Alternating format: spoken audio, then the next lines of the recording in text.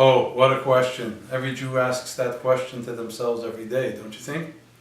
Well, if we want to know where the origin of that question or the answer to it comes from, it was in the portion of the Torah we read last week, where God speaks to Abraham and sets him forth on a journey and then gives him the promise that his children will be for a great nation, and that God will bless those who bless the Jewish people and will curse those who curse them, but through them all the nations of the world will be blessed.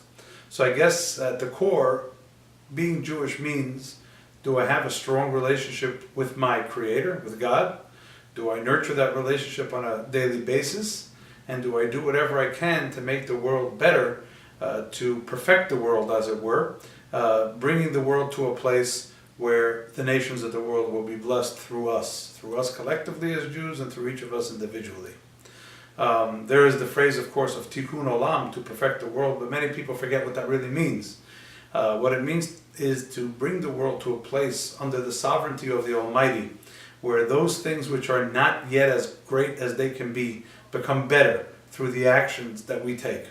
Obviously we do so in the framework and the guidelines of the Torah, not freestyle, but everyone has their own unique mission with the talents and the greatness that God gave them specifically as one unique person. When you bring that all together, you have quite the symphony or quite the chandelier of great actions that make the world better. So at the core, do I dedicate myself to what God wants from me?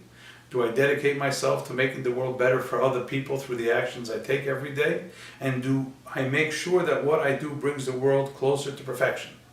Closer to perfection does not mean that we are perfect entities, because human beings are imperfect. If God wanted only perfect entities, He would have left the world to angels.